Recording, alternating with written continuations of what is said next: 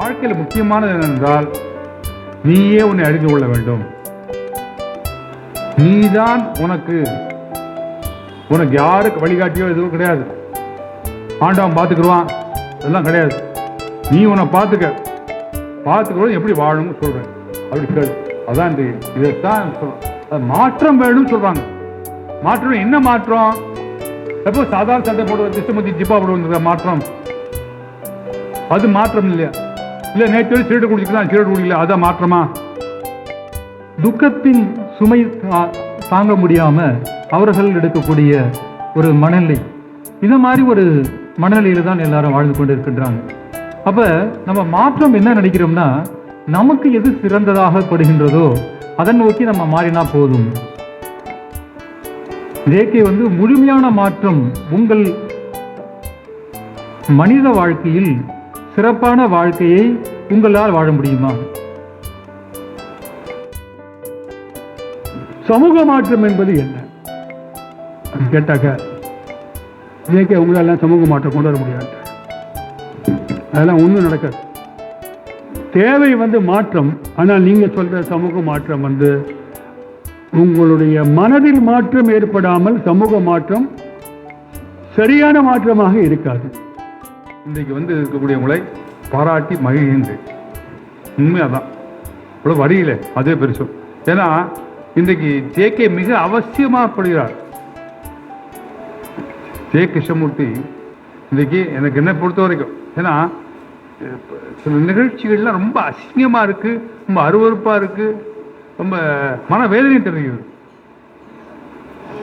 அது எத்தனை கோடி துன்பம் வைத்தா இறைவாங்கிற மாதிரி ஆகிப்போச்சு. அந்த மாதிரி ஏன்னா அவங்க குடிச்சு பிடிச்சாகிறான். அந்த பேப்பரை திருப்பி பார்த்தாக்க 2 அண்ணன்மார்கள் சேர்ந்து தங்கச்சியை கொலை பண்றாங்க. அது ஏன்னாக்கா வேற ஒருத்தர் கல்யாணம் பண்ணிட்டாலாம். ஆம்பளை தானே கல்யாணம் பண்ணியிருக்கா, என்ன தப்பு? இந்த காலத்து வேறு மாதிரி திருமணம் நடக்குது. இது ஒரு தவறா? இது கொலையா பண்ணணும். ஆனா அதை யாரும் கண்டுக்க மாட்டேங்கிறான். அது ஒரு சாதாரண நிகழ்ச்சியா போயிடுது. அது அரசியல்வாதிகள் கண்டிக்கணும், ஆன்மீக பெரியவர்கள் கண்டிக்கணும், மடாதிகள் கண்டிக்கணும் தோண மாட்டேங்குது. இது மாதிரி நிகழ்ச்சி இந்த மாதிரி டைட்டில் தான் ஜே கிருஷ்ணமூர்த்தி என்ற ஒரு அரிய மனிதனை பற்றி, ஒரு அரிய தலைவரை பற்றி, அரிய தத்துவ ஞானியை பற்றி, ஒரு அரிய மெய்யாளரை பற்றி நாம் தெரிந்து கொள்ள வேண்டும். அதுதான் நம்முடைய நோக்கம். அதைத்தான் கஷ்டப்பட்டு இருக்கோம். ஏன்னா முதல்ல என்ன பண்ணோம்னாக்க, இந்த ஜேகே அமைப்பு உருவாடுறதுக்கு ரொம்ப கஷ்டப்பட்டோம். அதுக்கு முன்னாடி என்ன ஒரு பண்ணோம்னாக்கா, 10 ஆண்டுகளுக்கு முன்னாடி மதுரை கல்லூரியில் நான் பணியாற்றி கொண்டிருந்தேன். முரளி இப்போ சோடியாக இருந்தான், அது ஃபிலாசபி டிபார்ட்மெண்ட்டில். அப்போ வேத பாராயணன் போன்றவர்களையும் கந்தசாமி அவர்களையும் கூப்பிட்டு மீட்டிங் நடத்தினோம் ஜேகேயை பற்றி. அப்போ திறந்ததான் இந்த படம், ஜே கிருஷ்ணமூர்த்தியை பட்டம். அப்போ தான் திறந்தாங்க இந்த படத்தை. அந்த படத்தை தயார் பண்ண பெருமை முரளிக்கு தான். 1922ஆம் வருஷத்துல அவருக்கு சில சக்திகள் ப்ராசஸ் ஆனது உடம்புல, சில விஷயங்கள் நடக்குது உடம்புல, அப்படியே துடிக்கிறாரு. அதுக்கு பேர் ப்ராசஸ்ன்னு சொல்றாங்க அவங்க. அந்த ப்ராசஸ்ல அவருக்கு இல்லாமல் அப்போ யாரும் டிஸ்டர்ப் பண்ண முடியாது. அவர் மாதிரி படுத்துக்கிறார் இப்போது, அப்படியே தான் இருக்காரு. அப்புறம் திரும்பி அவர் ஆஸ்திரேலியாவுக்கு போறாங்க. இவர் மட்டும் பையன் தம்பி அங்கே விட்டுவிட்டு, நித்யானந்தா அவங்க விட்டுவிட்டு அவன் எங்க இறந்து போயிட்டான். எங்க அமெரிக்காவில். இவர் சுயஸ் கால்வாய் தாண்டி வந்துகிட்டு இருக்காரு, கேபிள் வருது, ஒரு பிரதர் டை. இவர் 2-3 நாள் கஷ்டப்படுறாரு. அப்புறம் தெளிஞ்சிடுறாரு. தெளிஞ்சது 1900 இந்தியா வந்த பிறகு பல இடங்கள் சுற்றுறார். 25க்கு அப்புறம் அவர் அறிவிக்கப்படுகிறார் இங்கிலாந்துல, இவர் தான் நம்முடைய வேர்ல்டு டீச்சர் அப்படின்ட்டு. ஆனால் அவர் பிடிக்கல. வந்துட்டு மதுரைக்கெல்லாம் வராங்க. மதுரைக்கு வர்றது ப்ரூஃபே வச்சிருக்கேன். அந்த கதையும் சொல்லிட்டு முடிச்சிருக்கேன். ஏன்னா தத்துவங்களை பற்றி பேசுறதுக்கு பாஸ்கர் இருக்காரு, முரளி இருக்காரு. 1927 ஜேகே மதுரைக்கு வரார் ட்ரெயினில். அவர் ட்ரெயின் எப்படி வரும்னா சுற்றி வரும். அதாவது சிதம்பரம், கும்பகோணம், மாயவரம் இப்படி வரும். இப்போ மெயின் லைன் பேர் பழைய ஆட்களுக்கு தெரியும். இப்போ மாதிரி விழுப்புரம் அப்படி வராது, காடு லைனில் வராது. அப்படி சுற்றி வரும்போது அந்த அதில் அந்த அம்மாவும் ஏறிக்கிறாங்க. கும்பகோணத்தில் யார் ஏறிக்கிறா? அன்னிபெசன்ட் அம்மா ஏறிக்குது. இவங்கெல்லாம் மதுரைக்கு வராங்க. மதுரை 3 நாள் தங்குறாரு. நவம்பர் 27 மாதம் மதுரைக்கு வராரு. தேதி சரியா தெரியல. இது ஏன் தெரிஞ்சு சொல்கிறேன். அப்போ மதுரை மீனாட்சி கோயிலுக்கும் போகிறாரு. மீனாட்சி கோயிலுக்கும் போகிறாரு. இப்போ சாமி அவருக்கு அங்கே ஒரு அனுபவம் கிடைக்குது. அங்கே ஒரு இளம் விதவை, இந்து விதவை, அவன் வந்து சாமி மேலே பாட்டு பாடுறான். இது அவருக்கு அப்படியே புலகாங்கிதம் அடையுது. புலகாங்கிதம் அடையுது. அப்படியே வந்துட்டு அதை பற்றி ஒரு போயம் எழுதியிருக்காரு. என்ன போயம்னா மெஜுரா அப்படின்ட்டு, MADURA. இப்போ அந்த காலத்தில் மெஜுரா தான் மதுரைக்கு பேர். தூத்துக்குடிக்கு பேர் டியூட்டுக்குரின், வத்தலகுண்டு பேர் பட்லகுண்டு, விசாகப்பட்டினம் பேர் வைசாக், இப்படிதான் பேர். மெஜுரா மதுரைக்கு பேர் மெஜுரா. அதனால தான் மெஜுரா காலேஜ் தான் சொல்கிறோம், மதுரை கல்லூரி சொல்கிறதில்ல. அந்த அதை பற்றி ஒரு அழகான போயம் ஒன்று எழுதியிருக்காரு. அது ஃபோட்டோ எடுத்து இவர் வேலு சார் உங்களுக்கு வச்சிருக்காரு. வேலு சார் அனுப்புவார் கேட்டாங்க, நீங்கள் அவர்கிட்ட வாங்கிக்கலாம் இந்த போயத்தை. அது மாதிரி அங்கே இருந்துட்டு 27க்கு அப்புறம் இங்கே தான் முதல்ல பேசுகிறார் மதுரையில். அவரே ரெக்கார்ட் பண்ணுறாரு.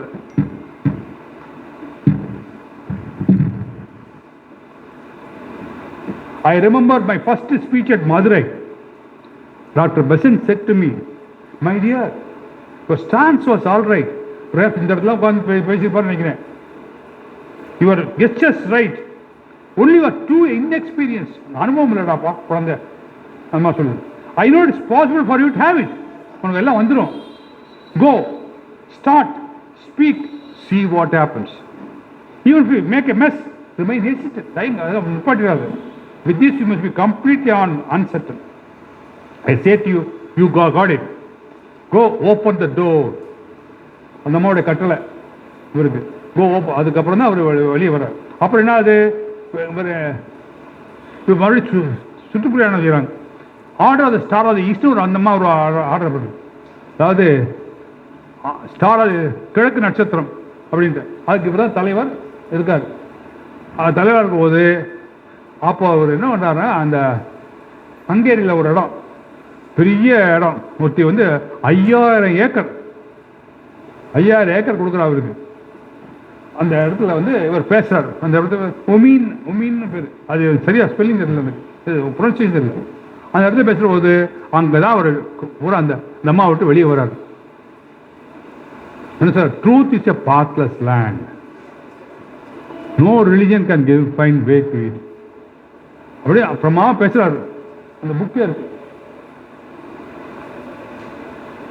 சின்ன புத்தகம் தான். இந்த KFIல ஸ்டால் போட்டுதாங்க வாங்கணும். அதில் truth is a pathless land அப்படி சொல்லிட்டு, யாருக்கும் யாரும் வழிகாட்டி கிடையாது, நான் யாருக்கும் குரு கிடையாது.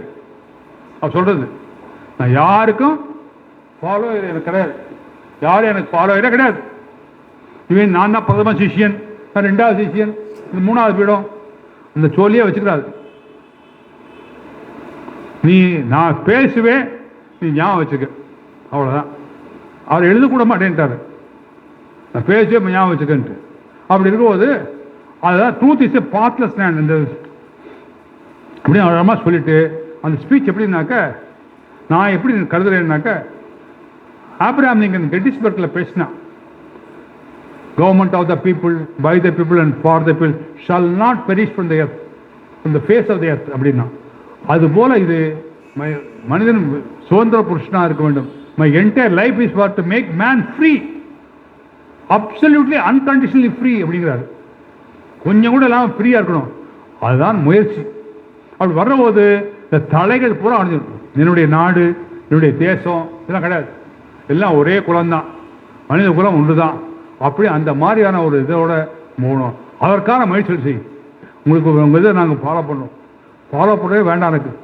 யூ லிவ் மை டீச்சிங், நான் சொன்னபடி வாழ்ந்து காமி, அதான் மை ஃபாலோவே நீங்கள் பண்ண வேண்டாம், நீயா பாரு அப்படின்னு சொல்லிட்டு இது பூரா. ஏன்னா அவருடைய இது என்னக்க கோட்பாடு பல,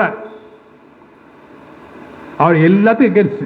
கடவுள்னா எந்த கடவுள் சொல்ற, உங்கூர் கடவுளா எங்கூர் கடவுளா, இது ஆப்பிரிக்காவுக்கு ஒரு கடவுள் இருக்கு, உனக்கு ஒரு கடவுள் இருக்கு, எந்த இது சொல்ற, எது வேதம்? மனுஷன் சொன்னதானே, யோசிச்சு பார்த்தியா லேட்டா தப்பான்ட்டு? உனக்கு அடுத்த அடக்கிறதுக்கு யார் உரிமை கொடுத்தா? தனி மனித வாழ்க்கையிலிருந்து எவ்வாறு வாழ வேண்டும் என்று சொல்லிய மகானவர் அவர் என்ன பண்ணாரா 90 வயசு வாழ்றார். 90 வயசு வாழ்ந்துட்டு அவர் கடைசி ஸ்பீச்சா இவர் தான் கேட்டது. திரும்ப 29 வருஷம் இதுக்கு போறார், அமெரிக்காவுக்கு போயிடார். அப்போ 28 டிசம்பரில் பேசுகிறாருங்க, டிசம்பர் டாக்ஸ் மெட்ராஸில் பேசிட்டு மெட்ராஸில் அங்கே போயிடுறாரு.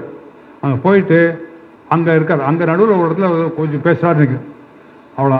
பிறகு அவருக்கு கேன்சர் வந்துருச்சு, பேங்க்ரியாட்டிக் கேன்சருங்கிறாங்க, மண்ணீரல் காட்டு. அவர் வந்துட்டு 90வது வயதில் இந்த உடலை விட்டு போகிறார்.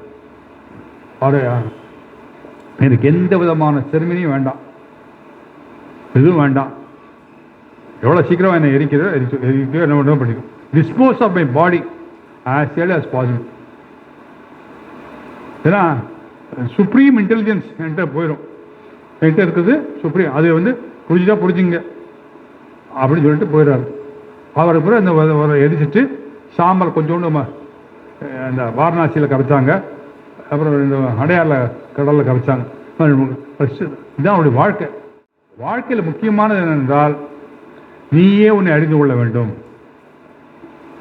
நீதான் உனக்கு யாருக்கு வழிகாட்டியோ எதுவும் கிடையாது, ஆண்டவன் பார்த்துக்குருவான், அதெல்லாம் கிடையாது. நீ உன்னை பார்த்துக்கிறோம் எப்படி வாழணும்னு சொல்கிறேன், அப்படி கேளு. அதான் இதைத்தான் சொல்கிறேன். அது மாற்றம் வேணும்னு சொல்கிறாங்க. மாற்றம் என்ன மாற்றம்? எப்போ சாதாரண சட்டை போடுற திசமதி ஜிப்பா போடுவது மாற்றம்? அது மாற்றம் இல்லையா? இல்லை நேற்று சிகரெட் குடிச்சுக்கலாம், சிகரெட் குடிக்கல, அதான் மாற்றமா? அது மாற்றம் இல்லை. நேற்று வரைக்கும் அந்த கரை வெட்டி கட்டின கட்சியில் இருந்தால் இப்போ நீங்கள் இந்த கட்சிக்கு அது மாற்றம், அது இல்லை. இது மாற்றம் அப்படின்னு அதான் பற்றியா பேசணும். இதை பற்றி அருமையான வீடியோ இருக்குது, இந்த சேலஞ்ச் ஆஃப் சேஞ்ச் அப்படின்ட்டு யூடியூப்ல இருக்குது. அது 1 hour 11 minutes அது பாருங்கள். ரெண்டையும் போடணும்னு நாங்கள் நினச்சோம், ஆனால் டைம் ஆயிரும் அப்படிங்கிறதுக்காக தான் அதை கட் பண்ணிவிட்டு இப்போ தமிழ் மட்டும் போட போகிறோம். நீ பாருங்கள், தயவுசெய்து இது வந்து நம்முடைய நோக்கம் என்னவென்றால் முதலில் எவ்வளோ தூரம் உள்ளே வாங்கணும் வாங்கிட்டு அப்படி வாழ்ந்து காமித்து மற்றவர்களி வாழ செய்ய வேண்டும். ஒரு யூனிவர்சல் பிரதர்ஹுட்டை உருவாக்கணும். மனமாச்சரியமற்ற ஒரு உண்மையான மெய்யன்பருடைய உறவு நம்மளுக்கு வேண்டும் என்பதற்காகத்தான் இந்த நடத்தப்பட்ட ஒரு மேலோட்ட பார்வை. மற்றும் அவர் என்ன சொன்னார், அவருடைய போதனைகள் படி உங்களால் வாழ முடியுதா? அவருக்கு நம்ம செலுத்தக்கூடிய ஒரு மரியாதை என்றால் அவர் போதனைகள் படி நம்மளால் வாழ முடியுமா? அதை ரொம்ப அழகாக சுட்டிக்காட்டினார். பேராசிரியர் என்பதனால் அவர் சொன்னாலே நாங்கள் ஒத்துப்போய் இருந்தாலும் புத்தகங்கள் இதெல்லாம் மேற்கோள் காட்டி இங்கு மிக சிறப்பாக உங்களிடம் உரையாற்றிய அவர் ஐயா அவர்களுக்கு என்பது நன்றி. இப்போ மாற்றம் என்பது ஐயா முன்னாடி சொன்ன மாதிரி ஒரு சட்டையை மாற்றுற மாதிரியா, இல்லை ஏழையாக இருக்கிறவங்க பணக்காரான மாதிரி மாறுறதா, இல்லை என்ன மாதிரி மாற்றம் அவர் சொல்கிறார்? இதற்கு வந்து ஒரு ஞானியின் வாழ்க்கையில் நடந்த ஒரு சிறிய நிகழ்வை சொல்கிறேன்.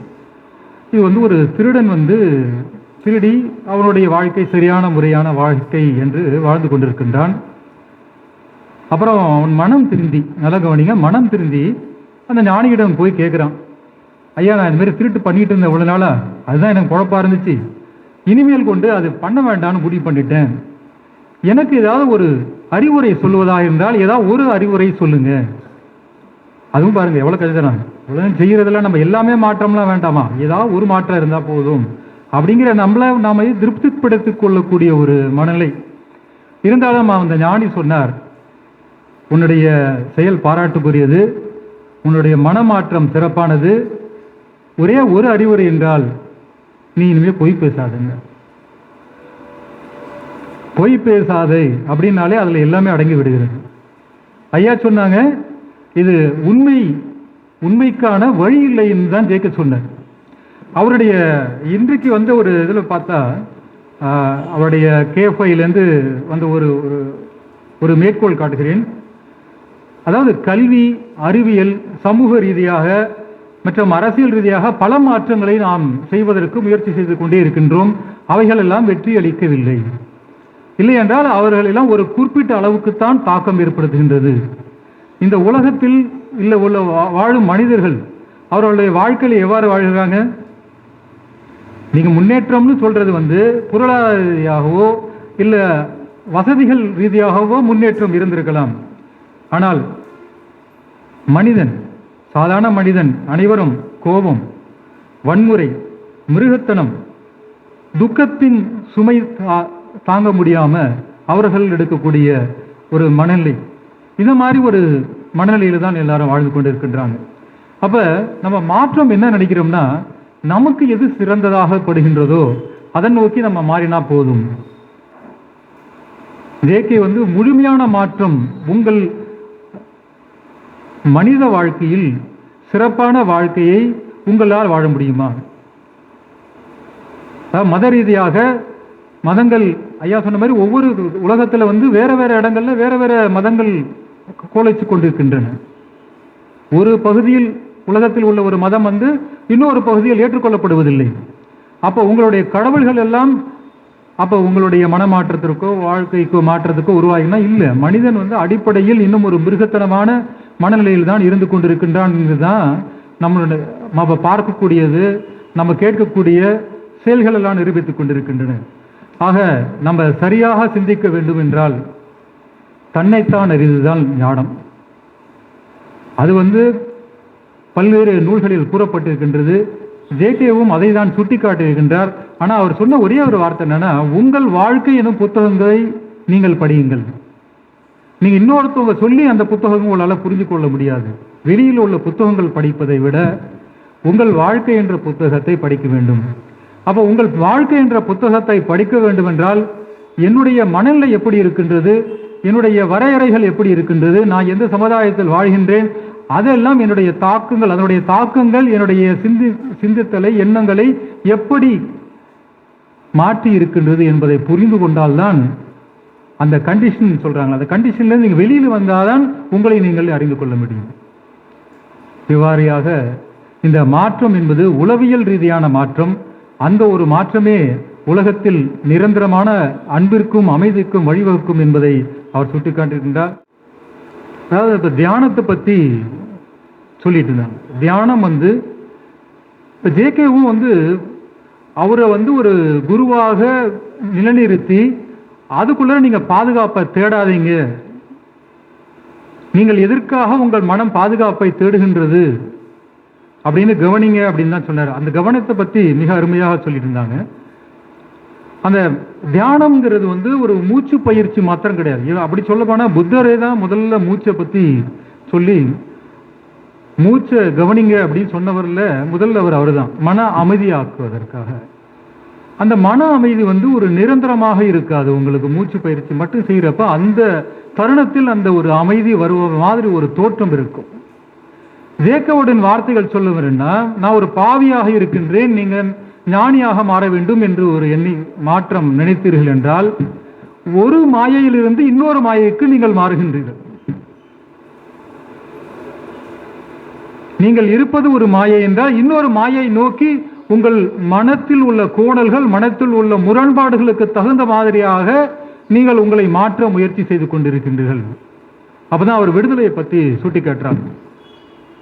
அப்ப உங்களுடைய எண்ணங்களில் பரிபூரண விடுதலை இருக்க வேண்டும் என்றால் உங்களை நீங்கள் புரிந்து கொள்ள வேண்டும். இது பெரும்பாலான புத்தகங்களிலேயோ பெரும்பாலான மதங்களிலேயோ பெரும்பாலான ஞானிகளாக சுட்டிக்காட்டு உங்களை நீங்கள் புரிந்து கொள்ள வேண்டும் என்பது அனைவரும் சொன்னது. ஆனால் உங்களை எப்படி புரிந்து கொள்ள வேண்டும் என்பதற்கான வழிகாட்டுதல் தான் நம்ம ஜேகே சொல்றார். அங்க இப்ப தியானம் என்பது நீங்கள் நின்று செய்யக்கூடிய மூச்சு பயிற்சி மாத்திரம் கிடையாது.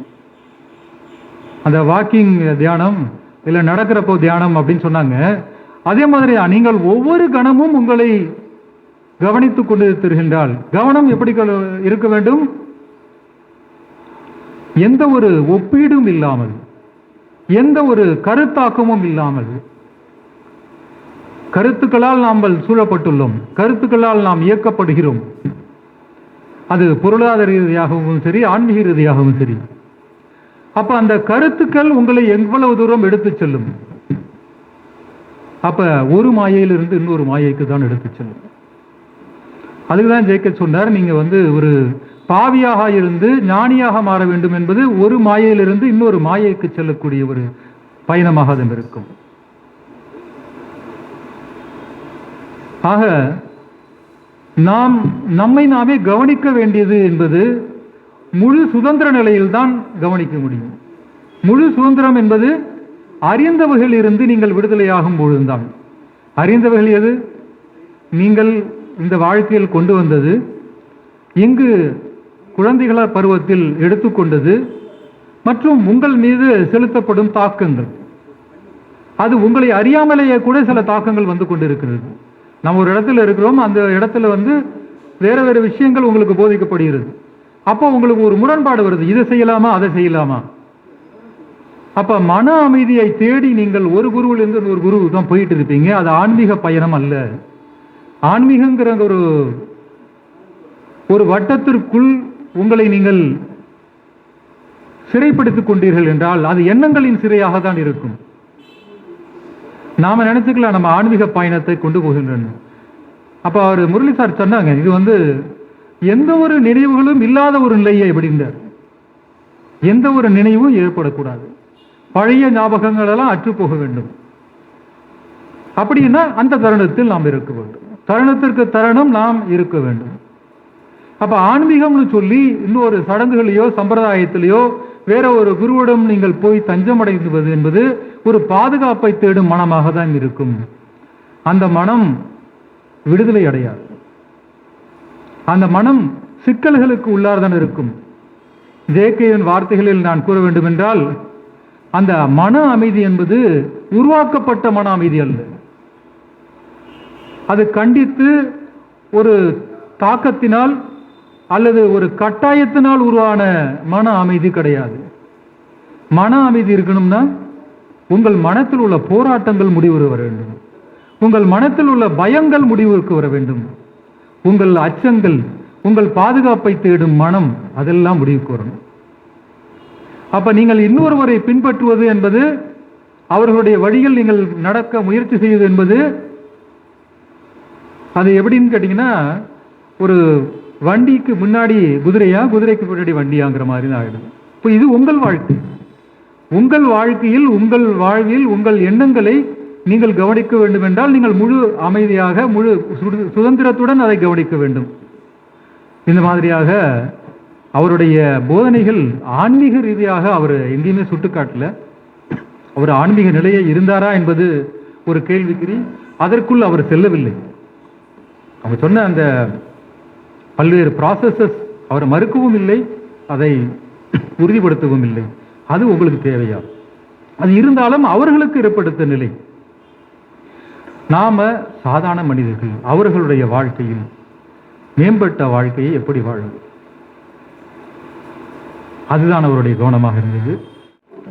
மிக அருமையான ஒரு ஏற்பாடை வருஷம் நண்பர்கள் செய்து கொண்டிருக்கிறார்கள். குறிப்பாக பாஸ்கர் அவர்களும் பேராசிரியர் கிருஷ்ணமூர்த்தி அவர்களும் செய்துட்டு இருக்காங்க.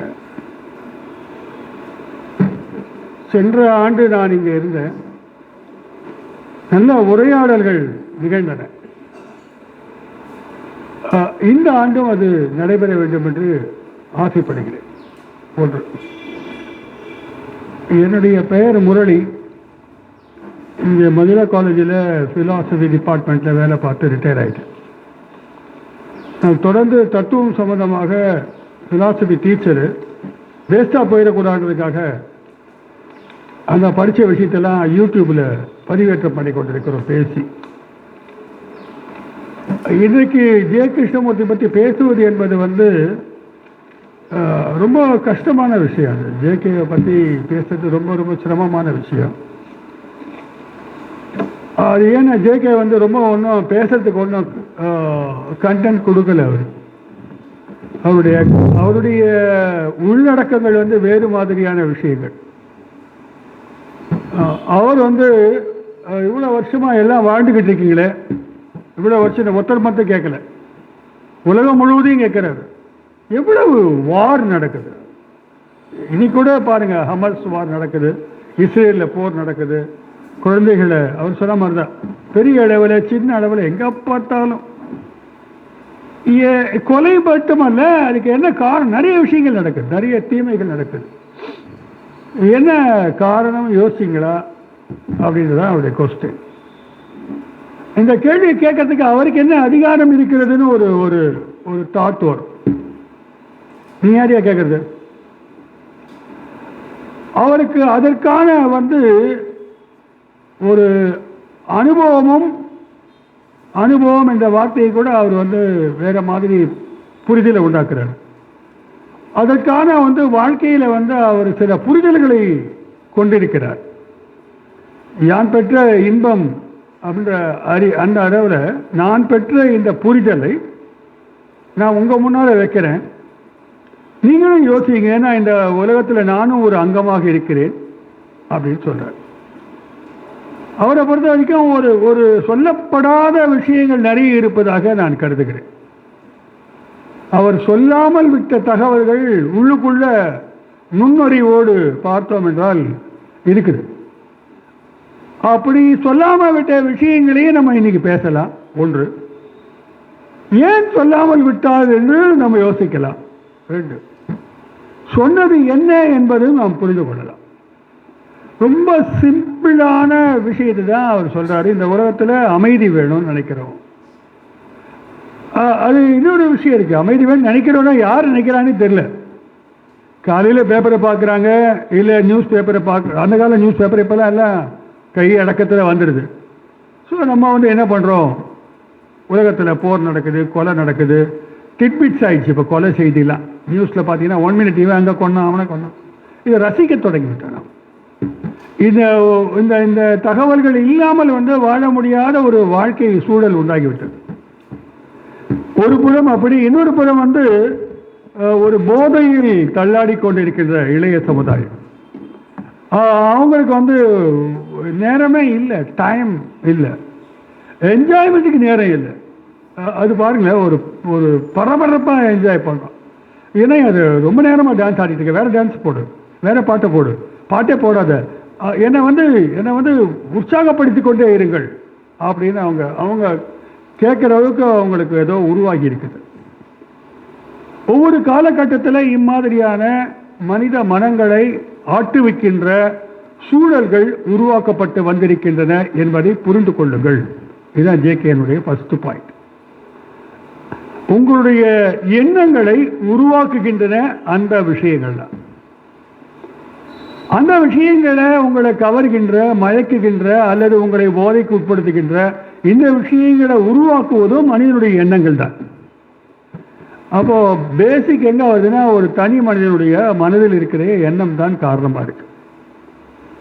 எண்ணங்கள் மூலமாகத்தான் நிறைய நல்லது நடக்குது, கெட்டது நடக்குது. இந்த எண்ணங்கள் எப்படிப்பட்டவை அப்படின்னு பார்த்தாக்க, அது ஒவ்வொரு தனி மனிதனுடைய செல்ஃபிலிருந்து உருவாகுது. என்னுடைய எண்ணம் நான் உருவாக்கிக்கிறேன். ஆனால் அந்த எண்ணம் உருவாகுவதற்கு உங்கள் எண்ணமும் காரணமாக இருக்கிறது. எனக்கு பல சமயத்தில் அதெல்லாம் ஒரு கண்டிஷன்டு மைண்டுன்னு சொல்கிறேன். அந்த கண்டிஷன்டு மைண்டிலிருந்து நான் விடுபட்டாதான் நான் சுயமாக சிந்திப்பேன். சரி, இது சிந்தித்து வரக்கூடியதா? இப்போ நமக்கு தெரியும், பகுத்தறிவுன்னு சொல்கிறோம். பகுத்தறிவு என்றால் இது ஏன் ஏற்பட்டது, எப்படி ஏற்பட்டது, இதன் மூலமாக இதை நாம் கைக்கொள்ள முடியுமா, புரிந்து கொள்ள முடியுமா, நான் யார் என்பதை. அப்படின்னா ஜேகே பற்றி இல்லை. பகுத்தறிவு என்பது, உங்களுடைய அறிவு என்பது உங்கள் எண்ணங்களால் உருவாக்கப்பட்டது. உங்கள் தாட், உங்கள் எண்ணங்கள் என்பது நிறைய கசடு படிந்த ஒரு குழப்பமான ஒரு சூழல்லையும் பிற ஃபேக்டர்ஸ்னால, உண்மையினால அல்ல, வெவ்வேறு தேவைகளால் உருவாக்கப்படுகிறது உங்கள் எண்ணங்கள். நமக்கு இப்படி போகிறோம், அப்படி போன சென்னை சிற்குள்ளே போன உடனே ஒரு கர்ச்சிப் வாங்கலான்னு போடுறோம். ஆனால் 2 பட்டு புடவையும் ஒரு சட்டையும் வாங்கிட்டு வெளில வரோம். அதுக்கு காரணம் எண்ணங்கள் தான். இந்த மார்க்கெட்டே அந்த மாதிரி தான் உருவாக்கிட்டு வருது. உங்களை ஃப்ரீயாக அண்ணாச்சி கடையில் வெளில நின்று வாங்கிறதுக்கும் இப்போ ஒரு டிமார்ட்டில் உள்ளே போய் வாங்கிறதுக்கு என்ன வித்தியாசம்னா, உங்களை கொண்டே உங்களை இழக்க வைப்பது, உங்கள் பொருளை இழக்க வைப்பது. அப்போ என்னன்னா, இந்த தாட் தான் எல்லாத்துக்கும் காரணமாக இருக்கு. அதனால் இந்த தாட்டை கண்ட்ரோல் பண்ண நினைக்க ஜேகே சொல்றது தான், கண்ட்ரோல் பண்ண முடியாது. நம்முடைய சுவாமிஜிகள்லாம் பெரும்பாலும் சொல்லுங்க, எண்ணங்களை கட்டுப்படுத்துங்கள். கட்டுப்படுத்த முடியாது. கட்டுப்படுத்துவது என்றால் எதை கட்டுப்படுத்துகிறது? இதுதான் கேள்வி. ஒரு எண்ணம் அந்த எண்ணத்தை கட்டுப்படுத்த வேண்டும் என்று இன்னொரு எண்ணம் வருகிறது. அதுவும் எண்ணம் தான், தாட் தான். அப்போ ஜே கிருஷ்ணமூர்த்தி பொறுத்த வரைக்கும் உங்கள் எண்ணங்களை நீங்கள் கவனியுங்கள், அப்சர்வ் யுவர் தாட். இது திருப்பியும் ஜேகே சொல்லாமல் விட்ட பகுதிகளுக்குள் நம்மளுக்குள் சேர்த்துவிடும். இதை பற்றி திருமூலர் பேசியிருக்கிறார், இதை பற்றி நிறைய ஞானிகள் பேசியிருக்கிறார்கள். ஆனால் ஜேகே பேச விரும்பலை அப்படின்னு தான் என்னுடைய கருத்து. ஏனென்றால் நம்ம உடனே பட்டையும் கொட்டையும் மாட்டிக்கிட்டு பஜனை ஆரம்பிச்சிடும் உடனே. ஆஹா, அதான் நான் இது. அவரை பொறுத்த வரைக்கும் ரிலிஜன் என்பது உங்களுக்கு செக்யூரிட்டிக்காக உருவாக்கிக்கிட்டீங்க. நீங்க ஒரு அடையாளம் உருவாக்குவது என்பது கூட ஒரு பயத்தினால பாதுகாப்புக்காக, உங்களுடைய மன பாதுகாப்புக்காக தான் நீங்க ரிலேஷன்ஷிப்பே உருவாக்கி வச்சிருக்கிறீங்க. ஐ லவ் யூன்றாம அது ஒரு எண்ணம். அது ஒரு எண்ணமாக இருக்கிறது, உண்மையாகவே அந்த அந்த அன்பு அல்ல. அது இந்த இடத்துல என்ன சொல்றாரு, நான் பார்ட் ஆஃப் த ஹோல் அப்படின்னு சொல்றாரு. ஒரு முழுமையினுடைய ஒரு பகுதியாக இருக்கிறேன். இது எப்படி, எந்த முழுமை எந்த பகுதி? இது இந்த இடத்துல ஜேகே ரொம்ப கேர்ஃபுல்லா டீல் பண்றார். இந்த முழுமை, இந்த வார்த்தை, இந்த வெட்ட வெளின்னு ஒரு வார்த்தை போட்டுருக்காரு. அது போட்டுக்காங்களா, நீங்க போட்டீங்களா? சார் அல்ல, அதாவது இந்த வார்த்தைகள், இந்த மிஸ்டிக்கல் டேர்ம்ஸ் ஜேகே அவாய்ட் பண்ற. நம்ம கொடுத்த நூல் வெட்ட வெளின்னு ஒரு வார்த்தை இருக்கு. அது சித்தர்களுடைய ஒரு நிலையில் கிடைக்கின்ற ஒரு அனுபவம். அது இப்போ இதே கேள்விதான். ஜேகே என்ன சொல்றாரு, I am part of the whole.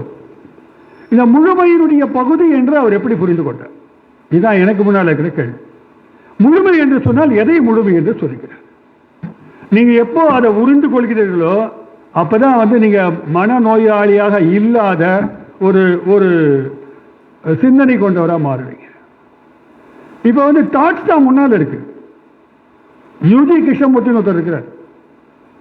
அவரு சொல்றாரு, இருக்கும் சிந்தனைகள்லாம் இருக்கும், அது பின்னணியில இயங்கும், முன்னால என்னுடைய நான் என்ற ஒரு பார்ட் ஆஃப் த ஹோல் மட்டும் நிற்கும். இதற்கு அப்சர்வேஷன் வேணும்னா எப்படி அப்சர்வ் பண்றது? எதை கொண்டு பார்ப்பது? உங்க தாட்ஸ் நல்லா பாருங்க, உங்க சிந்தனைகளை நல்லா பாருங்க அப்படின்னா அப்பதான் உள்ளுக்குள்ள இருக்கிற இந்த தாட் ஆனது காணாமல் போகும்.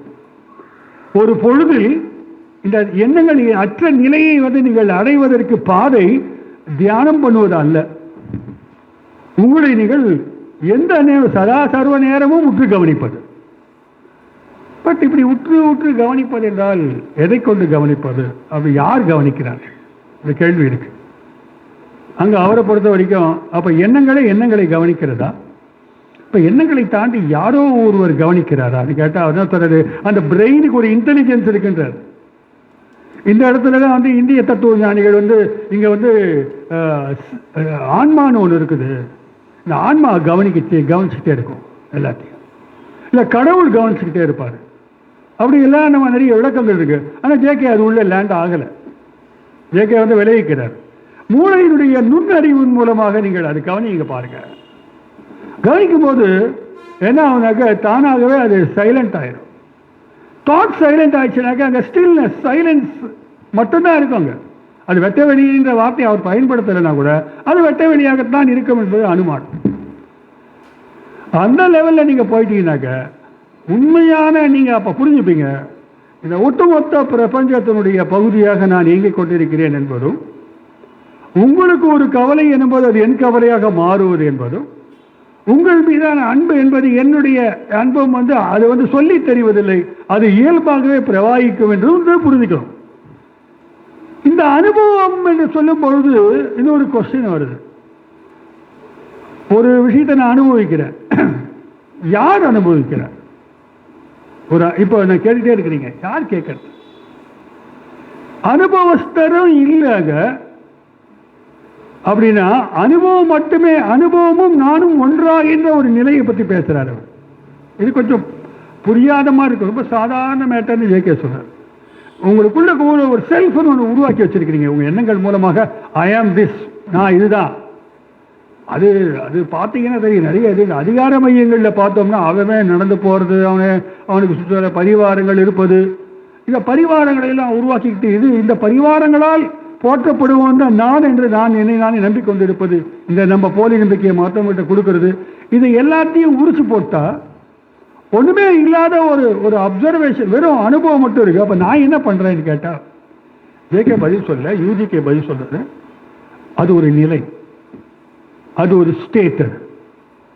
அந்த ஜேகே ஏன் சொல்லலைன்றது பல காரணங்கள் இருக்கலாம். ஏன்னா ஜேகே சொன்னார், ஒரு ப்ராசஸ் நடந்துச்சு அவருக்கு. அந்த ப்ராசஸ்ன்றது தான் வந்து கதவை திறந்து போன்னு சொன்னார்.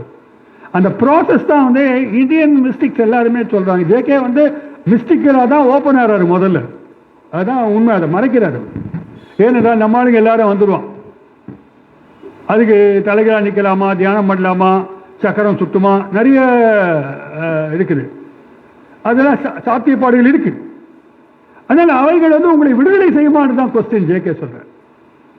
இப்போ இந்த ஒரு கதவு திறக்க வேண்டும் என்றால், அதாவது நான் இல்லாமல் என் அனுபவம் மட்டுமே நானாக இருந்து நான் அதை கவனித்துக் கொண்டிருப்பது மட்டும் நடக்க வேண்டும் என்றால் அது என்னதுன்னு கேட்டால், இந்த யூஜிகே சொல்றாரு, அது வந்து ஒரு நிலை, அது பீயிங் ஸ்டேட். அங்கே திங்கிங் நடக்கும், ஆனால் நான் திங்க் பண்ணுறேன், இட்ஸ் ஹேப்பனிங். இதுதான் இந்த ஆன்மீக வார்த்தைகள், இது நடக்கின்றது. அதை நான் சற்று எந்தவித அட்டாச்மெண்ட் இல்லாமல் அதை பார்த்துட்டு இருக்கேன். அது ஒரு டிட்டாச்சு அட்டாச்மெண்ட் நம்ம சொல்லிக்கலாம். இப்படியாக அனுபவம் மட்டும் இருக்கின்ற ஒரு நிலையை நீங்கள் அடையும் பொழுது ஒட்டுமொத்த இயக்கமும் உங்களுக்கு புரிகிறது. அப்போ உங்களை பார்க்கும்போது எனக்கு தெரியுது. ஏன்னா நீங்கள் வேற, நான் வேற இல்லை. ஜேகே அல்லாத விஷயத்தையும் பேச விரும்புகிறேன். ஏன்னா யூஜி கிருஷ்ணமூர்த்தி நேற்று படிச்சுட்டே இருந்தது, ஒரு குழந்தைய ஒரு அம்மா அடிக்கிறாங்க, ஒரு குழந்தைய ஒரு அம்மா அடிக்கிறாங்க, தழும்பா விழுது. அப்போது பக்கத்தில் இருக்க யூஜியும் நிறைய இது மாதிரி ஜேகே மாதிரி பேசலாம் விட நிறைய பேசக்கூடிய இது மாதிரி ஆன்மீகவாதி தான். பக்கத்தில் கேட்குறாரு, என்னையா நீ அன்பு இல்லாமல் பேசுகிற, பாரு இந்த குழந்தைய அடிச்சுக்கிட்டு இருக்கான், தடுக்கலைன்னாரு. இல்லை, என்னதான் அடிச்சுக்கிட்டு இருக்காங்க. அந்த குழந்தையும் தானும் ஒன்றாக இருக்கின்ற ஒரு நிலை. சட்டை கைடி பார்த்தா அவர் உடம்பு ஃபுல்லாக சாட்டையாரி இருக்கு. இது ரெக்கார்டட். இந்த பிட்டுக்கு மண் சுமந்த சிவனை கடி வந்தது பாருங்க.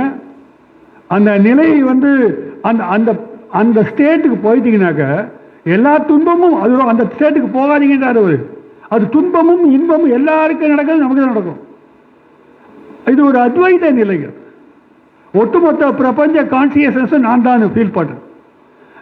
ஜேகேவை பொறுத்த வரைக்கும் அந்த லெவலுக்கு நீங்கள் போகும்போது தான் உலகத்தில் வந்து ஒழுங்கு உண்டாகும், ஆர்டர் உண்டாகும். அந்த ஆர்டர் உண்டானாதான் இங்கே இருக்கக்கூடிய கான்ஃப்ளிக்ட் எல்லாம் வந்து தொலையும். நிறைய முரண்பாடுகள், அது நாளுக்கு நாள் இந்த முரண் கூடிக்கொண்டே போகிறது. பாகிஸ்தான்காரனை கண்டா பிடிக்க மாட்டேன், இந்தியாக்காரனுக்கு. அவன் இஸ்ரேல்காரனுக்கு பக்கத்தில் இருக்கணும் கண்டா பிடிக்க மாட்டேங்குது. ஒரு மலையாளத்தில் ஒரு படம் வந்துச்சு, பார்த்தேன். என் மலையாளி ஃப்ரம் இந்தியான்னு ஒரு படம் எடுத்து பார்த்தேன், ஒரு முந்தான பார்த்தேன்.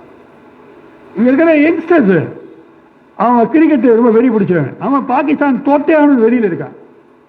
அவன் வாழ்க்கையில் ஒரு பெரிய வெறி பிடிச்சி, தேச வெறி பிடிச்சவர் இருக்காங்க. ஏதோ ஒரு கொலையில் அவன் சம்மந்தப்பட்டிருந்தான். அதனால் பயந்து போய் தப்பிச்சு இவங்க அங்கிள் வந்து அவனை பாகிஸ்தானுக்கு அனுப்பிச்சிடுறாரு. அங்கே வந்து ஒருத்தருக்கு போய் மாட்டிக்கிறான். அப்போ தான் வந்து அவனுக்கு எல்லா உலகம் ஒன்றுதான் புரிய ஆரம்பிக்குது. எல்லைகளை கடந்து போகும்போது தான் புரிய ஆரம்பிக்குது.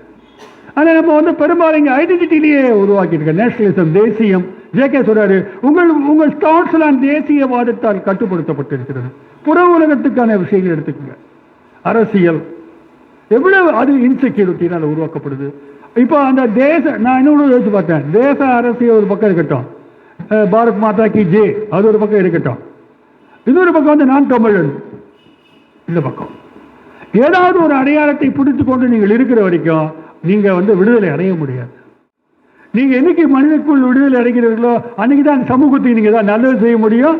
அது வந்து பொருள் சார்ந்து இருக்கின்ற அவசியம் இல்லை. உங்களால வந்து அதை வந்து கடத்த முடியும் மற்றவனுக்கு. இப்படி வந்து அவர் வந்து அந்த விஷயத்தை வந்து முன்வைக்கிறாருங்க.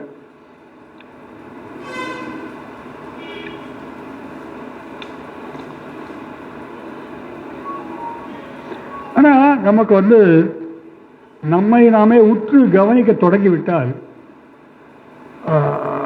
இனம் புரியாத பயம் வந்து விடுகிறது. நம்ம பார்க்கும்போது உள்ளுக்குள்ள ஒரு பயம்ன்ற வார்த்தைக்கு பல அர்த்தங்கள் இருக்கு. Fear of losing your status. நிறைய சமயங்களில் வந்து தவறுகளை மூடி மறைப்பதற்கான காரணம் வந்து நம்முடைய இமேஜ் போயிடுறது. நமக்கு வந்து ஒரு ஒரு நம்ம வீட்டுக்குள்ள ஒரு ஆளாக இருப்போம், வெளியில் ஒரு ஆளாக இருப்போம். ஆத்திய கூட பேசும்போது சொன்னார், அதில் எனக்கு பயங்கர கருத்து வேறுபாடு இருக்கு. டக்குன்னு அப்படி போகிற போக்கில் சொன்னார், ஆம்பளை தானே கல்யாணம் பண்ணான், பொம்பளை தானே கல்யாணம் பண்ணான், ஆம்பளையா கல்யாணம் பண்ணான்னு கேட்டார். ஆம்பளை கல்யாணம் பண்ணா என்ன அப்படின்னு கேட்பார். அது கல்யாணம்ன்றதே வந்து என்னன்றது கொஸ்டின் வந்துடுது. இந்த ரிலேஷன்ஷிப் நிறைய அம்மாக்கள் வந்து என் கணவன் இறந்து போய் 20 வருஷம் ஆச்சு, சோகமாக இருக்கேன், நான் அவரை நேசித்தேன்னு சொல்லுவாங்க அவர்கிட்ட. அவர் வந்து அவங்களது உணர வைத்து விடுவார், நீ வைத்திருந்த காதல் உண்மையான காதல் அல்ல, உன்னுடைய பாதுகாப்புக்காகவும் உன்னுடைய வாழ்க்கையினுடைய சுகத்துக்காகவும் தொத்திக்கிட்டு இருந்த ஒரு ஆள், பிடிச்சிக்கிட்டு இருந்த ஒரு ஆள் தான் கணவன். நிறைய இந்த மாதிரி கற்பனைகளில் வந்து ஒரு புனித காதல், புனிதம் இல்லை நம்ம வந்து உருவாக்கி வச்சிருக்கிறோம். எதுவுமே புனிதம் அல்ல. கடவுள் என்பது நாம் உருவாக்கிய கற்பனையான ஒரு விஷயம். மதம் என்பது நாம் உருவாக்கிய கட்டமைப்பு. இதன் மூலமாக நாம் முரண்களையும் ஒருவர் மீது ஒருவர் மற்ற மதத்தின் மீது வெறுப்புகளையும் உண்டாக்கிக்கிறோமே தவிர நம்மை நாமே புரிந்து கொள்வதற்கு எந்த விதத்திலும் உதவுவதில்லை. எந்த கடவுளும் உங்களுக்கு ஹெல்ப் பண்ணாது. நீங்களே உங்களை புரிந்து கொள்வது என்பது மறுபடியும் பிரச்சனை தான். இது வந்து கேள்வி, நான் யார், நான் இங்கிருந்து வந்தேன், அப்பா அம்மாவா இல்லையா, இல்லை சமூகமா, இந்த கேள்விகளே சொல்ல நீங்க சைலண்டா பாருங்கன்றாரு. காலை 2 விஷயம் இருக்கு. யோகத்தில் பார்த்தீங்கன்னாக்கா மூச்சை பாருங்கன்னு. நீங்க வந்து இப்பவும் சரி, அதுல எனக்கு ஒரு நம்பிக்கை இருக்கு. மூச்சு இழுத்து விடுவதை வந்து நீங்கள் உற்று கவனித்துக் கொண்டே இருந்தீர்கள் என்றால் பல மாற்றங்கள் உண்டாகும் உடம்புக்குள்ள. அந்த மாற்றங்கள் வந்து உங்களை வந்து ஸ்பிரிச்சுவலாக உங்களை சேஞ்ச் பண்ணுன்னு சொல்றாங்க. அப்படியானவங்க கொஞ்சம் பேர் இருக்கிறாங்க, அவங்களோட நம்ம உரையாடல் பேசியிருக்கிறோம். அப்போ அந்த பிரீத் தான் வந்து எல்லாத்துக்குமான பேஸாக இருக்கு. அதுதான் கனெக்டிங் எவ்ரி திங். நான் விடுற மூச்சு நீங்கள் விடுற மூச்சு ஒன்றா தான் கலக்குது. 2 பேருக்குள்ளேயும் ஒரே மூச்சு தான் உள்ளே போய்கிட்டு இருக்கு. அப்போ பிரபஞ்சம் முழுவதுமே ஒரு மூச்சு காற்றானது சுரண்டு கொண்டிருக்கிறது. இது வந்து யோகத்தினுடைய தத்துவம். ஜேகேவி தத்துவம் மூச்சு காத்து இழுக்கிறது, யோகா சக்கரம் அதெல்லாம் இல்லை. நீ உன்னை கவனி. இந்த கவனிப்பவர் யார், கவனம் என்பது கவனம் மட்டுமே அங்கே இருக்க ஒரு லெவலில் வந்து தட் வில் பிகம் மெடிடேஷன். அவர் பொறுத்த வரைக்கும் அந்த வார்த்தையை பயன்படுத்த மாட்டார். இது ரொம்ப ஒரு சிரமமான விஷயம். 70 வயது 80 வயது ஆகியும் நாம் நம்மை உணராமல் இருக்கிறோம் என்பது வந்து ரொம்ப ஒரு இருப்பினுடைய வேதனைன்னு சொன்னார். ஆனால் யாருக்கு கவலைப்படுத்தல. எவ்வளோ பேர் லட்சக்கணக்கான மக்கள் போகிறாங்க. இந்த ஒரு கேள்வி கூட அவங்க விரும்ப மாட்டாங்க. இந்த கேள்வியை, ஐயா உங்கள் வாழ்க்கையை பற்றி என்ன நினைக்கிறீங்க, போயா. சாதாரணமாக அதை வந்து அர்த்தமற்ற ஒரு வாழ்க்கை, சும்மா ஒரு ஜாலியாக போகிற வாழ்க்கையாக நினைக்கிறவங்க இருப்பாங்க. ஆனால் ஜேகே வந்து மனம் முழுவதும் அமைதியில் நீங்கள் எப்பொழுது இருக்கிறீர்களோ அதுதான் புனிதமான நிலைன்றார். அந்த பீஸை என்டர் ஆகிட்டீங்கனாக்க, அந்த அமைதிக்குள்ளே நீங்கள் உள்ளே போயிட்டீங்கனாக்க அதுதான் வந்து அமைதியான நிலை. இந்த கல்விக்கூடங்கள் எல்லாம் அதை கொடுக்க மாட்டேங்குது. இல்லை உங்கள் பிரெயின் வந்து பிறப்பிலிருந்தே வந்து அதை வந்து கண்டிஷன் பண்ணிட்டே இருக்கிறாங்க. இப்படி செய்யத செய்யாத, அதை செய்யத செய்யாத. இதை உடைக்கிறதுக்காக ஜேகே வந்து ஸ்கூல்ஸ் தொடங்கினார். ஸ்கூலில் வந்து அவருடைய ஃபிலாசபி எஜுகேஷன் வந்து ரொம்ப வித்தியாசமானது. அதை இந்தியன் கவர்மெண்ட் என்சிஆர்டிலாம் கொஞ்சம் கொஞ்சம் எடுத்துக்கிட்டாங்க. இந்த கொஞ்சம் எடுத்து கொஞ்சம் விடுது ரொம்ப சரியாக வராது. சுதந்திரமான சிந்தனை வேண்டும் என்பது குழந்தைகளுக்கு கற்றுக் கொடுக்கின்றது அவருடைய நோக்கம். அவர் அதுதான் கிரியேட்டிவிட்டி வரும்னு நினைக்கிறார். ஆனால் நம்ம வந்து மாறாக இந்த ஒரு மோசமான சமுதாயத்தை நம்மளால் உருவாக்கிட்டு நம்ம எல்லாரும் தான் குழந்தைகள் தப்பு சொல்லக்கூடாது. பள்ளிக்கூடங்களில் வந்து திரிச்சுக்கிட்டு இருக்கோம். Heavy weight. அவன் எனர்ஜியாக படிக்கிறான். எதுக்காக டாக்டர் ஆனான், எதுக்காக நீட்டு போராடி அது எதுக்காக டாக்டர் ஆனவன், யார் டாக்டர் ஆறான், அது எல்லாம் அப்பா அம்மா என்ன விரும்புகிறாங்களோ அதுதான். நான் என்ன ஆகலையே அது என் பையன் ஆகணும். எல்லார் வீட்லேயும் வந்து பார்த்தீங்கன்னா அந்த அம்மாக்கள் வந்து அப்படியே மனதுக்குள்ள ஒரு மிகப்பெரிய வெறியோடு இருக்காங்க. அது இந்த சூப்பர் சிங்கர்லாம் பார்த்தீங்கன்னா தெரியும். இல்லை வேற ஏதாவது பேச்சு போட்டி இதெல்லாம் பார்த்தீங்கன்னாக்கா அந்த குழந்தை மேலே ஏறிக்கும். பகத்சிங் பகத்சிங் பகத்சிங் அம்மா அம்மா வந்து குழந்தையா மாறிடுவாங்க. முன்னால் உட்காந்துருப்பாங்க. பேசுறா பேசுறா பாடுறா. அந்த அம்மா பாட்டு பாடும்போது அந்த விஜய் டிவிலாம் கேட்பா, கண்ணீராக வருவாங்க. எதுக்கு கண்ணீர் வரணும்? எதுக்கு அழணும்? அப்பா ஜெயிச்சிட்டப்பா, நீ ஜெயிச்சிட்ட. அது என்னது? எதுல போய் அந்த குழந்தைக்கு, சின்ன குழந்தைக்கு எவ்வளோ ஒரு ராங்கான ஐடியாவை கிரியேட் பண்ற மாதிரி. ஜேகே சொல்றாரு, கம்பேர் பண்ணாதீங்க குழந்தைகளேன்றாரு. ஆனால் நம்ம கம்பேரிசன்லேயே வண்டி ஓட்டிட்டு இருக்கோம். ரேங்கிங் எல்லாமே கம்பேரிசன் தான். ஜேகே நீட்டு வேணான்னு சொன்னா என்ன பேச சொல்லுவாரு, நீ கம்பேர் பண்ற கூடாதுன்னு. அவனுக்கு அறிவு இருக்குதான் பாரு. வேற சிஸ்டம் இவால்வ் பண்ண முடியாத ஒரு அமைப்பை நம்ம உருவாக்கிட்டோம். எவன் ரேஸ்ல வின் பண்றானோ அவன் தான் ஜெயிக்க முடியுன்ற ஒரு சமுதாயம் ஆகிவிட்டது. ஜெயிச்சவன் வந்து கோடிக்கணக்கில் செலவு பண்ணி கல்யாணம் செஞ்சு காண்பான், நான் ஜெயிச்சிட்டேன் உலகத்துக்கு. அவன் கொட்டுவான், பல கோடியை தூக்கி போட்டுக்கிட்டே இருப்பான். இந்த கோடி, நீ வாட்ச் வச்சுக்க, நீ காரை வச்சுக்க, எப்படி நான் ஜெயிச்சிட்டேன்னா உலகமே சொல்லு. அவன் அந்த கேள்வி அதான். அது சமீபத்தில் நடந்த அந்த திருமணமானது ஒட்டுமொத்த உலகத்தை பார்த்து கேட்கிற கேள்வி. போதுமா ஜெயிச்சிட்டா? அதை பார்த்த ஒரு 100 பேர் நம்மளும் ஜெயிக்கணும்டா.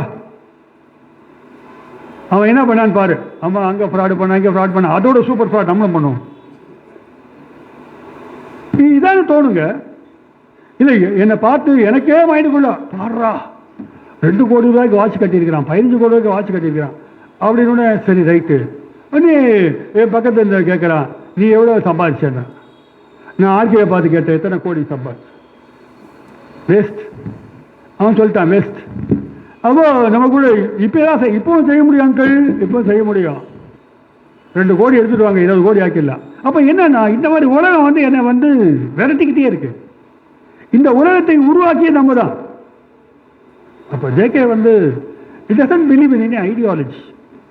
ஐடியாக்கள் மூலமாக, கருத்துக்கள் மூலமாக, கருத்தியல்கள் மூலமாக, கொள்கைகள் மூலமாக, கட்சிகள் மூலமாக நீங்க கொண்டு வருகின்ற மாற்றங்கள் மேலும் மேலும் பிரச்சனைகளை தான் உண்டாக்கும்.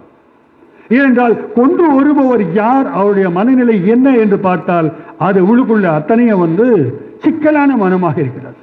வெவ்வேறு செக்யூரிட்டி ரீசன்ஸுக்காக, அடையாள பிரச்சனைகளுக்காக அது உருவாக்கின்ற ஒரு விஷயமா இருக்கு. கான்ஃபிளிக்ட். அது மைண்டுக்குள்ள கான்ஃபிளிக்ட் இருந்தால் உலகத்தில் ரிஃப்ளெக்ட் ஆகும். மனசுல உங்களுக்கு முரண்பாடு இருக்கும்போது உங்களால் வந்து அமைதியான குடும்பத்தை நடத்த முடியாது. குடும்ப தலைவர் சொல்லுவாங்க, அந்த தலைவர் என்னமோ அந்த குடும்பத்தில் முக்கிய ஆளா இருக்கிறவர் வந்து மனதுக்குள்ள பிரச்சனையோடு இருந்தார்னா அப்படியே தான் குடும்பம் இருக்கும். அவரால் வந்து உருவாக்க முடியாது. அப்ப கான்ஃபிளிக்ட் வந்து இன்னொரு விஷயத்துல நடக்குது. நம்ம வந்து எண்ணங்களால மட்டுமே நம்ம வந்து உருவாவதில்லை. இமேஜ் மேக்கிங்கிறாரு. பிம்பங்கள் உருவாகின்றன, நம்மளை சுற்றி பிம்பங்கள். இப்ப இந்த உலகம் அப்படி ஆயிடுச்சு. இந்த எஸ்பெஷலி இந்த சமீபத்திய நியோ லிபரல் உலகம் வந்து நம்மளை வந்து வார்த்தைகளால் ஈர்ப்பதல்ல. ஒரு பராசக்தி படத்தில் வந்து சிவாஜி பேசும்போது வார்த்தைகள் ஈர்ப்பாக இருந்தது. இப்பொழுது இமேஜஸ் தான். இமேஜ் இது வந்துச்சு. என்ன சொல்றாங்க, ஃபோன்லலாம் இமேஜ் தான் அனுப்புகிறாங்க. அந்த பொம்மையாக இருக்கும். ஈமோஜியா அதை வந்து யங்ஸ்டர்ஸ் அப்படின்னு அதை போடுவான். அதுக்கு பதில் இன்னொன்று போடுவான். நீ அப்படி போட்ட, நீ ஒரு இந்த பொம்மையை போட்டால் சண்டை வந்து கான்ஃப்ளிக்ட் ஆகிடும். இந்த பொம்மைக்குள்ள 1000 உணர்வுகளை ஏற்றி வச்சிருக்கிறான். அப்போ ஃபுல்லாக பிம்பங்களால் சூழப்பட்ட வாழ்க்கை. தொடர்ந்து நான் பார்த்துட்டே இருக்கேன் ஃபோனை. காலையில் இருந்தவொடனே அந்த 1 நிமிஷம் ஃபோன் டக்கு டக்கு டக்குன்னு ஒரு 15 to 20 seconds தான் அந்த இமேஜ் மூவ் ஆகுது. அதுதான் வந்து இன்ஸ்டாகிராம். ஃபேஸ்புக் வந்து 5 நிமிஷம் 10 நிமிஷத்துக்கு ஒர்க் அவுட் ஆகும். யூடியூப் ஒரு 1 hour ஒர்க் அவுட் ஆகும். அதனால் யூடியூப்க்கு யாருமே போகிறதில்லை. எவன்டா 1 hour, ½ hour, 20 minutes. ஃபேஸ்புக்கில் நிறைய பேர் இருந்தான். இப்போ அதுலேருந்து தாண்டி எல்லாம் இந்த ஜென்ரேஷன் வந்து இன்ஸ்டாகிராம். அந்த இன்ஸ்டாகிராம்லேயும் யார் 10 செகண்டில் சொல்கிறானோ அது மட்டும் தான் பார்ப்பேன். அவன் 10 செகண்டில் என்னென்ன வந்து அசிங்கம் பண்ணாலும் அதை நம்ம தயாராக இருக்கிறான். எல்லாருக்கிட்டையும் கேமரா ஜனநாயகப்படுத்தப்பட்டு விட்டு. அப்போ கேமரா இருக்கு, டெக்னாலஜி இருக்கு, மனசு இல்லை. நான் என்னுடைய வக்கரத்தையும் என்னுடைய முரணையும் இந்த சமுதாயத்தை கடத்துகிறேன். அது மிக எளிதாக பற்றிக் கொள்ளுகிறது. அதை பார்த்து அணுகுண்டு செய்தவன் நிறைய பேர் இருக்கான், அதை பார்த்து கொலை பண்ணவன் நிறைய பேர் இருக்கான். இப்போ சோசியல் மீடியா வந்து நன்மை செய்வது ஒரு புறம் இருந்தாலும் நிறைய பேர் சமையல் செய்ய கற்றுக்கிட்டாங்க, நிறைய பேர் வந்து கொலை செய்யவும் கற்றுக்கிட்டாங்க. இதுக்கு தரவு இருக்கு. ஸ்ட்ரெஸ்ஃபுல்லான ஒரு சமுதாயம். சும்மா அந்த ஃபோன் தொடாமல் இருக்க முடியாது, அடிக்ட் ஆகிட்டோம். அப்போ ஜேகே சொல்கிறது அந்த காலம், இந்த ஃபோன் வரதுக்கு முன்னால். இப்போ இருந்தாலும் என்ன சொல்லுவார்? அப்போ இந்த கண்டிஷன்டு மைண்ட்லேருந்து வெளில வர்றதை வந்து இந்த இமேஜ் மேக்கிங் ட்ரெடிஷன் இருக்குது, அதை உடைக்கணும். என்னை பற்றி இமேஜ், என்னை சுற்றி இருக்கிற இமேஜ், நான் நினைக்கிற இமேஜ், இதுதான் சரின்ற இமேஜ், இது அத்தனையும் வந்து சேர்ந்து தான் வந்து முரண்பாடுகளை, கான்ஃப்ளிக்டை மைண்டில் வந்து உருவாக்குது. தூக்கமே வரமாட்டேங்குது நிறைய பேருக்கு. ராத்திரி 12 மணி வரைக்கும் இன்ஸ்டாகிராம் பார்த்துக்கிட்டு இருக்கிறாங்க. காலையில் எழுந்து அடுத்த நிமிஷம் தலைகாணிக்கு அடியில் வச்சிருக்கிறேன், நான் ஆட்டம் பார்ப்பேன். எல்லா வீட்லேயும் பாருங்க, அந்த செல்ஃபோன் வந்து தலைகாணிக்கு அடியில் தான் இருக்கும். எழுந்தோட முதல்ல முழிக்கிறது அது மூஞ்சில் தான் முழிக்கிறோம். அப்போ இதை வந்து இது தவறா ரைட்டான்றதை விட அது என்னதுன்னு பார்க்க சொல்றாரு. இப்போ ரிலேஷன்ஷிப்ன்றது கூட எப்படி ஆயிடுச்சுன்னா, இந்த இமேஜ், இந்த கான்ஃப்ளிக்ட், இந்த பிக்சர்ஸு, இது எல்லாம் சேர்ந்ததாக தான் ரிலேஷன்ஷிப் இருக்குது. உண்மையான அன்பு கொண்ட உறவு என்பது பிறப்பினாலும் அல்லது அருகில் இருப்பதனாலும் வருவதில்லை, அது ஒருவன் தன்னை உணர்ந்து இருப்பதனால் வருவது. இதுதான் ஜேகேனுடைய பேசிக். இன்னொரு முக்கியமான விஷயத்த சொல்றாரு. என்னன்னாக்கா,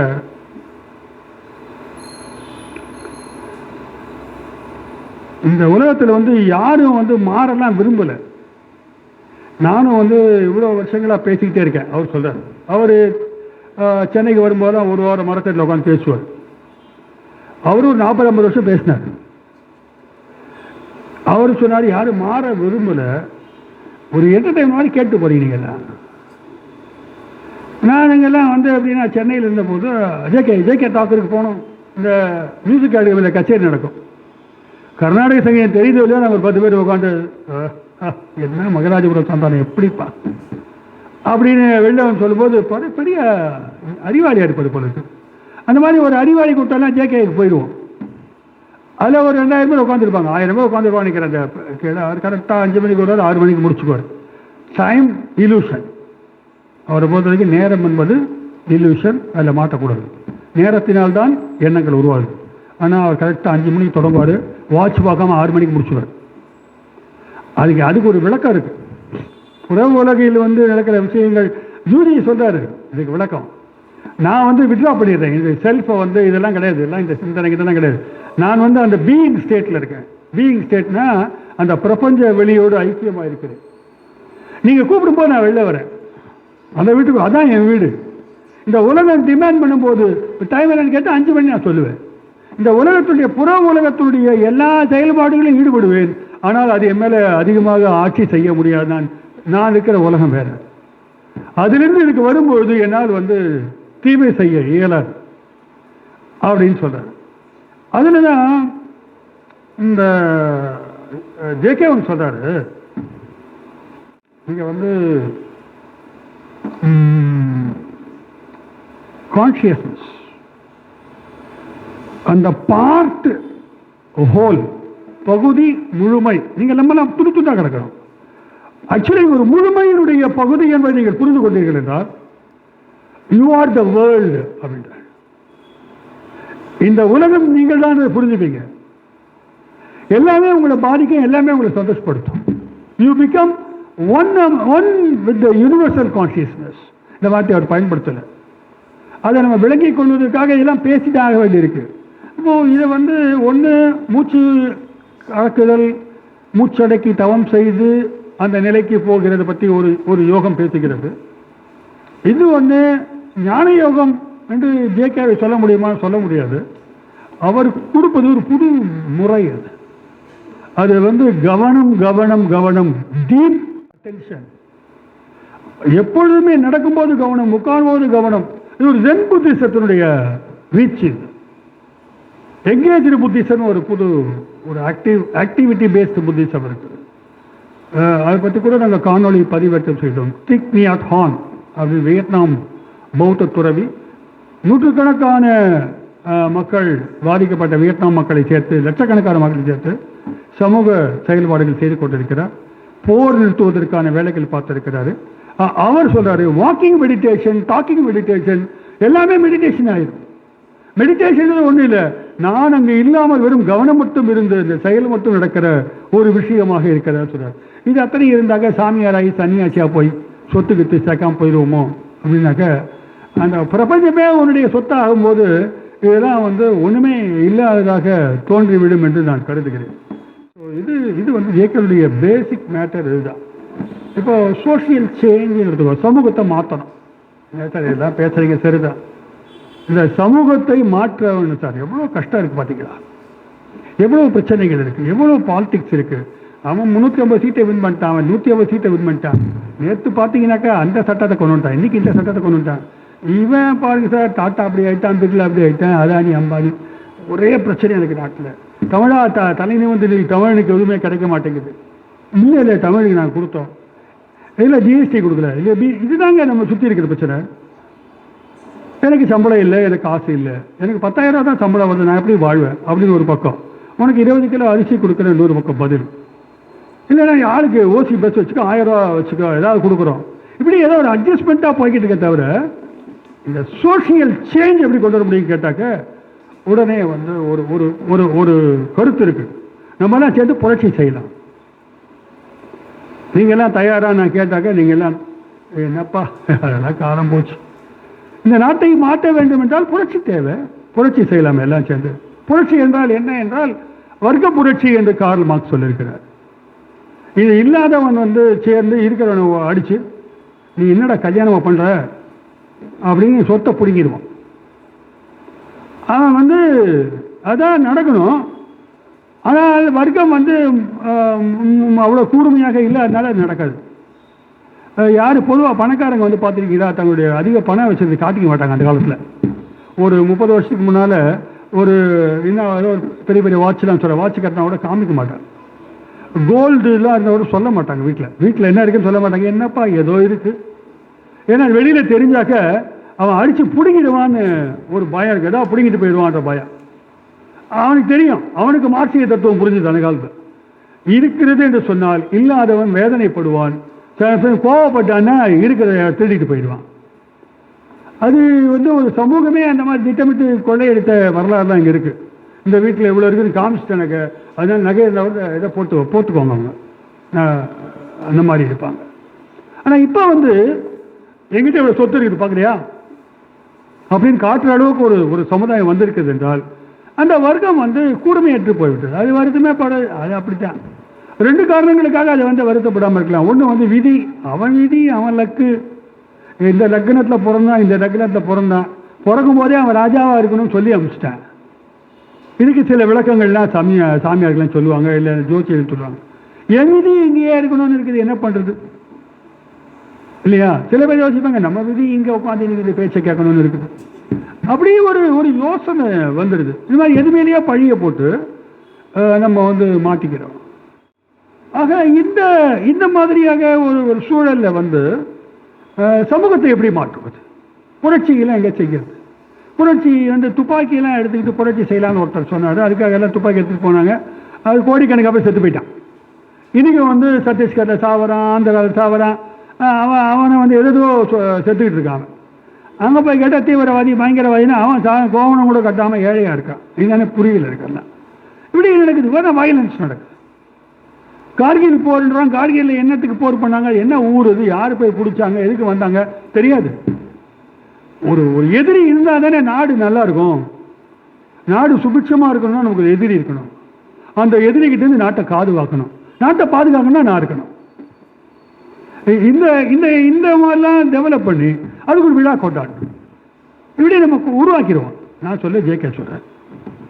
அப்போ இந்த மாதிரி ஒரு தேச அடையாளங்களை எல்லாம் உருவாக்கிக்கிட்டு இப்படியே நமக்கு மாயையில் வாழ்ந்து கொண்டு இருக்கிற சமுதாயத்தில் மாற்றம் என்பது என்ன, சமூக மாற்றம் என்பது என்ன கேட்டாக்க ஜேகே உங்களெல்லாம் சமூக மாற்றம் கொண்டு வர முடியாது. அதெல்லாம் ஒன்றும் நடக்காது. தேவை மாற்றம். ஆனால் நீங்க சொல்ற சமூக மாற்றம் உங்களுடைய மனதில் மாற்றம் ஏற்படாமல் சமூக மாற்றம் சரியான மாற்றமாக இருக்காது. அப்ப டோட்டலான ஒரு மன புரட்சி தேவை. டோட்டல் ரெவல்யூஷன், டோட்டலான ஒரு புரட்சி வேணும். அது என்ன புரட்சி தான்? உங்களை நீங்களே பார்க்கறது தான். புரிந்து கொள்வது இந்த வார்த்தையோட தப்பு. அனுபவப்படுகிறேன் இல்லை, அனுபவத்தில் இருப்பது. ஒரு நல்ல தண்ணி அடிச்சிருக்காருன்னா அவர் அனுபவத்தில் இருப்பார். அவர் தண்ணியெல்லாம் அடிச்சுட்டு நல்லா தெளிவாகிட்டு இருப்பார். என்னென்னு சொல்ல தெரியாது அவருக்கு. அந்த அனுபவத்தில் இருப்பார் அவர். ராமகிருஷ்ண பரமஹம்சர் வந்து நிறைய நேரம் அந்த அனுபவத்தில் இருப்பார். ஒருத்தர் சொல்றாரு, ரமண மகரிஷி வந்து அந்த அனுபவத்திலே இருப்பாருன்னு சொல்லுவாங்க. கருணைமிக்க கண்கள் நம்ம உத்து நான் பார்த்தேன். தப்பா எடுத்துக்காதீங்க, சாதாரண கண்கள் தான். ஜேகே சொல்றாரு, பில்டப் கொடுத்துக்கிட்டே இருக்குது நம்ம எல்லாத்துக்கும். அதுக்கு பின்னால் ஒளிவட்டெல்லாம் போட்டு படம் போட்டு ஒரு ஆக்கிடுறது எல்லாத்தையும். ஜேகே அதுதான் நிராகரித்தார். ஜேகேக்கு முன்னால் ஒளிவட்டம் இருக்குன்னு சொன்னாங்க அன்னி பெசன்ட். இல்லை, I am not I am not ordinary man. ஜேகேவை பார்த்து கேட்குறாரு யூஜி கிருஷ்ணமூர்த்தி, வேர்ல்டு டீச்சர்னு உனக்கு யாரையா பட்டம் கொடுத்தது? நீ யார் வேர்ல்டு டீச்சர் சொல்றதுக்கு? Who are you to teach me ன்னு கேட்கிறார் இன்னொருத்தர் ஜேகேவை. அதான் ஜேகே பிலாசபி கோரே தான்.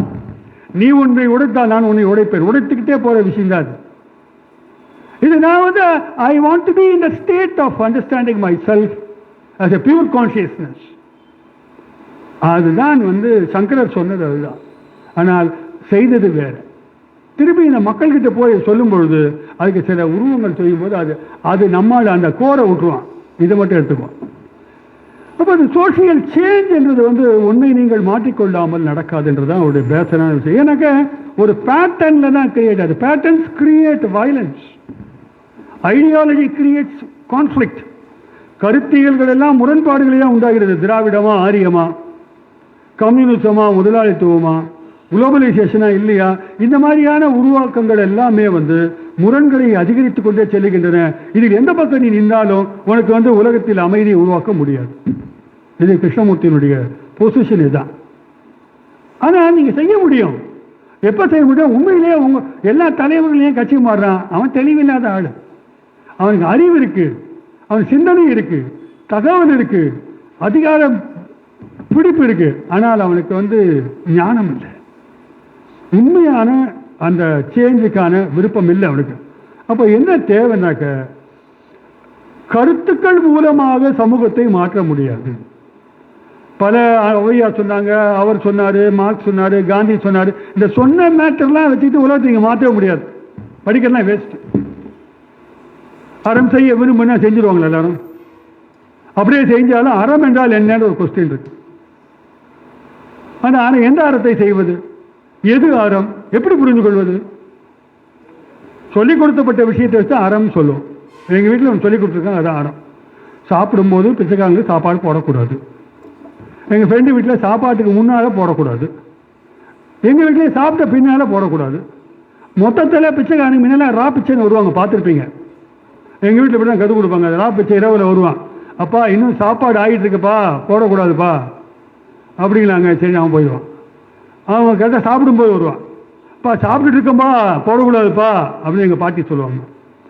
சரி பாட்டி போட்டலாமா நம்ம கேட்போம். ஏடா நீ வேற வச்சு சாப்பிட்டு முடிச்ச போய் அவன் வருவான். நைட்டு 9 வரைக்கும் வருவான். மானுவான், ரா பிச்சம்மா, அது வார்த்தை வரல, நல்லா காணிப்போம் அப்படின்னு சொன்னா. சாப்பிட்டு வாடு போடக்கூடாதுப்பா. அவன் மொத்தத்தில் இந்த மாதிரி எத்திக்ஸ்ல நான் தான் வளர்ந்தேன். சொசைட்டின்றது வந்து ப்ரொஜெக்ஷன் ஆஃப் மை செல்ஃப். என்னுடைய ப்ரொஜெக்ஷன் தான் இந்த சமுதாயம். இங்கே சுப்பிரமணிய நேற்று கட்டியால வெட்டிட்டானா என்ன இருக்கிற வயலன்ஸ் தான் உங்ககிட்ட இருக்குது. அவர் சொல்ற லெவல் இங்கே ஒரே ஒரு நம்பர் சொல்றேன். அவர் சொல்றது ஒரு பிரபஞ்சத்தில் உணர்வு நிலை ஒன்றாக இருக்கிறது. அது எல்லாரும் உள்ளேயும் கிடக்குது. என் உள்ள இருக்கு, உங்க உள்ள இருக்குது, எல்லாருக்கும் இருக்குது. அந்த அந்த எனக்குள்ள ஒரு வயலன்ஸ் இருந்தாக்கா அது உங்களுக்குள்ளேயும் வரும். அது சமுதாயம் முழுக்க பாதிக்கும். என்னுடைய அமைதியான உங்களுக்குள்ளேயும் அமைதியாகிறதுக்கான வாய்ப்புகள் உள்ளன அவர் சொல்றார். அப்போ society is the projection of ourselves. So, but we are the product of the society. அப்படி ஆயிடுச்சு. அப்போ ஒட்டுமொத்தமான ஒரு ரெவல்யூஷன், ஒரு சேஞ்ச் தேவைன்னாக்க man must have deeper observation, ஒரு deep concentration without any idea. அது தப்பு இது ரைட்டுன்னு பார்க்கறது இல்லை, டீப்பாக உள்ள பார்க்கறது. இப்போ ஜேகே சொல்ற இதெல்லாம் உன்னால் புரிஞ்சுக்க முடியாது, ஜேகேக்கு தெரியும். அதனால இதை போய் நம்ம குழப்பினாக்க இன்னும் கான்ஃப்ளிக்ட் ஆகும். அதனால நீயே புரிஞ்சுக்காத. அதனால இந்த மாதிரியான கான்ஃப்ளிக்ட் வெளில வரணும்னாக்க இது சைக்காலஜிக்கும் தாண்டிய விஷயம். It's not psychological understanding of the self, it is beyond that. அதனால freedom from the fear, freedom is possible only when you observe yourself deeply. இந்த நோன் அறிந்தவை அனைத்தும் தவறானவையாக இருப்பதால் அவற்றிலிருந்து நீங்கள் விடுதலை அடைய வேண்டும் என்றால் சிந்தித்து அடைய முடியாது, கவனித்து தான் அடைய முடியும். இது ஒரு பிராக்டிஸ், நியூ பிராக்டிஸ். அதை செய்து பார்க்க வேண்டும். அது எல்லா தளத்திலும் இருக்க வேண்டும், எல்லா நேரமும் இருக்கணும், 24/7 இருக்கணும். அப்போ ஒரு டிரான்ஸ்ஃபர்மேஷன் நடக்கின்றார், பெரிய மாற்றம் நிகழ்கிறார். அந்த மாற்றம் தான் உண்மையான மாற்றமே தவிர மற்ற எல்லா மாற்றங்களும் அடுத்தடுத்த முரண்பாடுகளுக்கான பிரச்சனைகளுக்கான முன்வைப்புகளாகத்தான் மாறுமே தவிர அவை உங்களுக்கு உண்மையான அமைதியை கொடுக்காதுன்னு சொல்றார். இந்த அளவுக்கு நான் நிறுத்துகிறேன். நன்றி, வணக்கம்.